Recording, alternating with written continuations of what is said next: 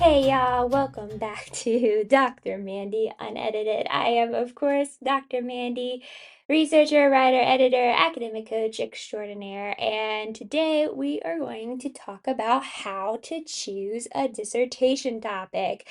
But first, I want to know what's going on in your life. What are you doing? I just got back from a run, and let me tell you, I was drenched, right? This English weather, look, it's just something that I don't think I'm ever gonna have any peace with. First of all, running for me, it's like my mental health. It's like my spirituality. I go for a run in the morning, and that's how I get my mind set for the day. But I've come to realize that, like, in the US, I was very, like, pampered with my running, I guess. Like, I never went running when it was cold. I never went running on hills. I never went running in the rain. And that's something you can get away with when you live in a beach town. It's always hot, everything's flat. But in the UK, y'all, there is a hill everywhere. There is a hill everywhere you look. And I actually gave up running for a few months when I first moved here because I was just like, I can't be a running girly anymore with all these hills. But the mental health was like, Mandy, you gotta just get your soul right with the terrain, okay? You just gotta get straight with it. And then, it's always cold in England. I think because, I've spent so many years in like a really, really hot place. It's not necessarily cold where I live in the UK, but it's colder than what I'm used to. And so that's been something that I've had to get used to. And then, yeah, the weather is just unpredictable. I've been on runs where it will be sunny when I leave, and then in the midst of the run, I've been snowed on, sleeted on, hailed on, hurricane on, rained on, all the way in like one single run. In one single run. And so it's just been quite a chore trying to get used to running in England, but now, I'm just like gonna get up, I'm gonna go do it. This morning it was like a torrential downpour, and I was just like, well, don't know when it's not gonna be a torrential downpour again at this point, so might as well just go out and do it. So anyway, that's just how I feel about life for today. Let's go ahead and start talking about choosing a dissertation topic. Okay, so choosing a dissertation topic can feel overwhelming, and I know I've been through this, but often the topic that you think that you want to start with in the beginning is not the topic that you end up going with in the end. So overall, you will need a topic that is relevant to your field, specific enough to research in detail, researchable enough that there is enough literature out there on that topic, and it's something that's important to you. But most importantly, your topic needs to be feasible. And I want you to keep that in your mind as we talk today. I know I've said it before, but like the best advice that I was given in my dissertation journey was again from the wonderful Dr. Park, my mother, blah, blah, blah, blah, blah, where she said, we are not solving world peace with a dissertation. A dissertation is just getting us the qualifications that we need to go and solve world peace later. And this means that it is important to consider what topics may be easier for us to accomplish or more practical or more feasible for us to accomplish in terms of things like finding participants, securing a setting, and managing data collection over what topic do we really, really, really want to do with this fantasy of how it's going to make this huge impact upon the world. All right, how do we get there to the perfect topic? So, first, start with what you know. Okay, we're gonna make a list. I like lists, I like bullet points, all that good stuff. We're gonna make a list today, and I want you to make a list of your interests, maybe some papers that you've read recently that you found really interesting, maybe some concepts in your field that you've been percolating on in your mind, or maybe some like questions that you had, a problem that you've seen in your field that you might want to answer. Overall, maybe get 5 good concepts going and write them down. This is going to be our list that we're going to kind of play off of as we figure out what we're going to do with our lives. If you have trouble thinking of some topics, bounce some ideas off of a classmate or your supervisor. That can be super helpful to have like a second brain there. Now, once you've got, about 5 ideas down, for each of those, we need to consider some things. So look over the list of things that you've jotted down and really ask yourself, are these going to be original topics, or do you think a lot of people in your field have had the same idea? So for example, right now, a really exciting thing to write about because it's like a once in a lifetime chance to do some research on something is, topics on COVID-19. And so, my field is education. So when I'm thinking of COVID-19 and education, I'm thinking of digital tools, I'm thinking of educational equity, I'm thinking of online learning. But other researchers in my field have probably had the same idea. As you're thinking about the topics and the lists you've created, go and do a little perusal through the databases and see if there's a lot of titles popping up with a similar topic. And if there are a lot of titles popping up, it's not the worst thing in the world yet. Go and check out their abstracts and their summaries, and then maybe you could find, a little segue through maybe the gaps or the conflicts or the recommendations that they've had. This might help you find your niche. But if you start to think that one of your ideas is overdone after you've done this, just go ahead and cross it off the list and let's move on. So, next, your topic needs to be specific. Here you need to think about considering a specific issue with a specific group of people in a specific place. So kind of think who, what, where, when, and why. For example, you don't want to have like this generalized topic such as, oh, I'm going to go with the perceptions of educators on digital learning tools during COVID-19. At first glance, at first hearing, that might sound, kind of specific, but check this out. What if we changed it to secondary school teachers? That's your who.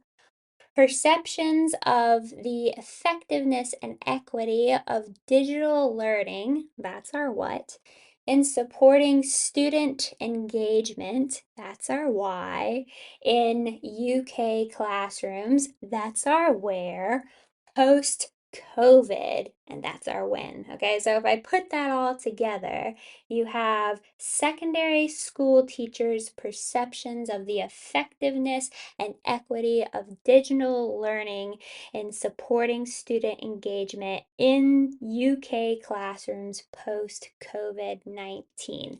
That was a mouthful, but now I've got something specific. So go back and look over your list and ask yourself, how can you make each of your ideas more specific?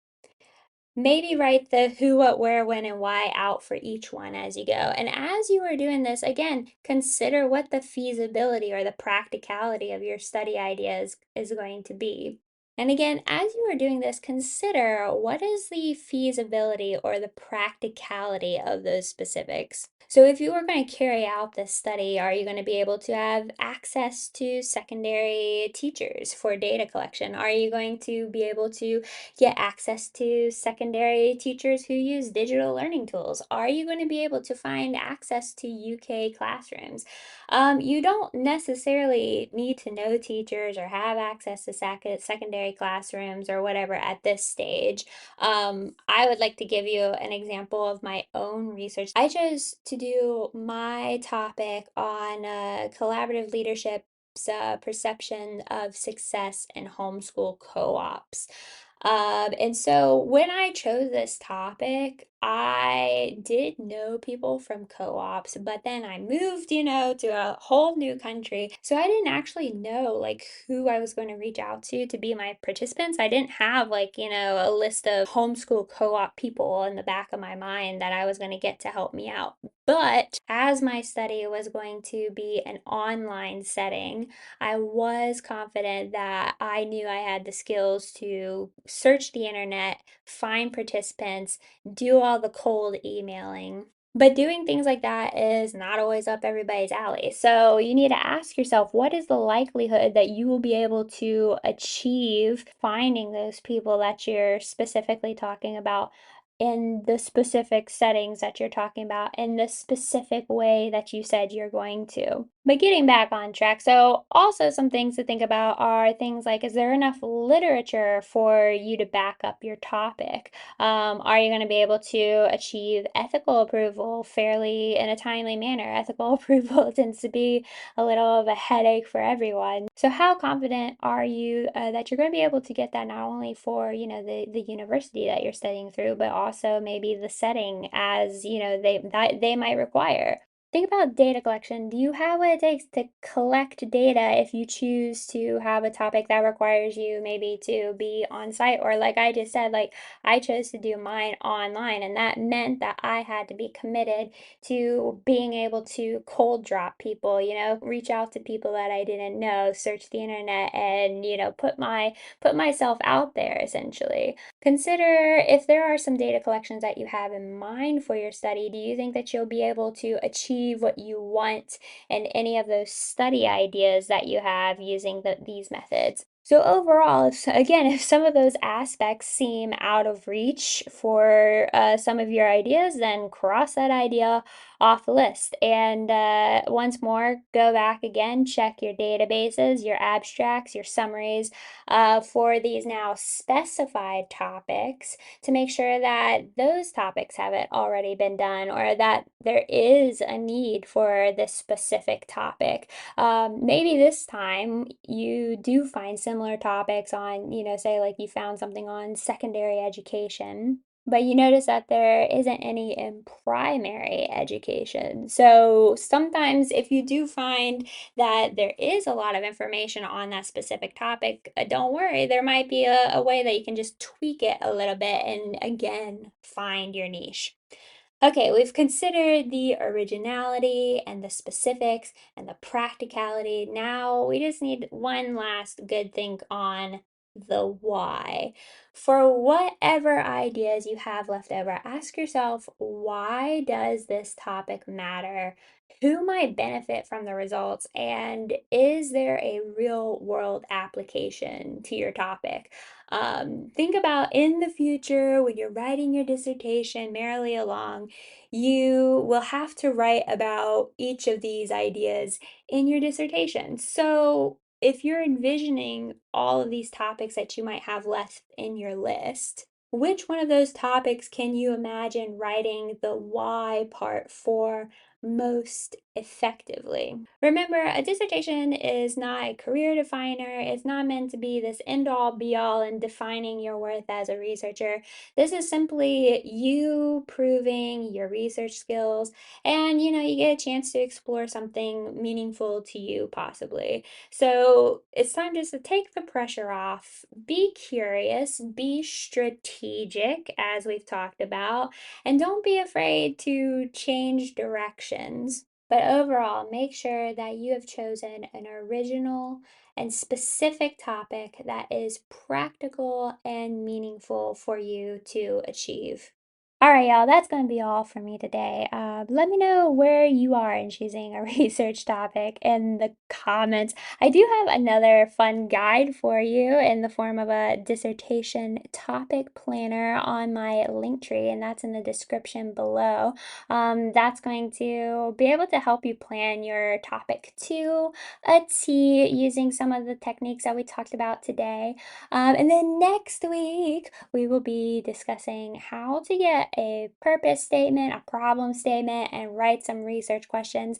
I'm not sure if we're going to do it in a oneer yet or if it's going to be a couple of episodes. It's probably going to be a couple of episodes if you know me, but I'll let you know. If you do need some help or you need an editor, please get a hold of me. You know where I'm at. In my email at mandikf@gmail.com. That's mandiekf@gmail.com, or at my website, www.drmandyedits.com. Other than that, can you finally go and learn how to use those databases, please? Because you're gonna need it. And I hope you don't go too far down a rabbit hole, but if you do, I'll see you later. Bye.